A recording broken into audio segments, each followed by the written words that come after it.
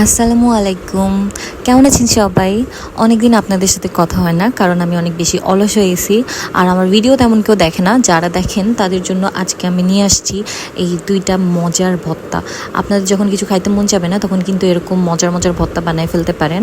তো এই ভর্তা বানানোর জন্য প্রথমেই আমি একটা গামলার মধ্যে পেঁয়াজ, মরিচ, ধনেপাতা আর একটা স্পেশাল গুঁড়া মশলা দিয়ে দিছি।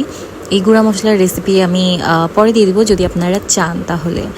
তো এখানে আমি ভালো মতো ভর্তা করে নিচ্ছি, মানে মাখায় মাখায় একদম ভর্তা করে ফেলতে হবে। আমার কাছে শিল পাটা নাই, সো আমি হাত দিয়েই করছি। আর যেটা হাত দিয়ে করতে পারি নাই সেটা ব্লেন্ড করে নিছি। তো এখানে আমার পেঁয়াজ মরিচ ভর্তা কিন্তু শেষ। এখন আমি একটা চুলার মধ্যে বরবটিগুলো ভেজে নিছি।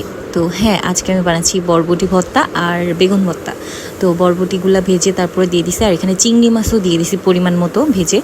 এখন ব্লেন্ড করে নিয়েছি। ব্লেন্ড করার পরে কিন্তু আমাদের এই ব্লেন্ডটা ওই যে পেঁয়াজ মরিচ ভর্তার সাথে মিশিয়ে নিচ্ছি।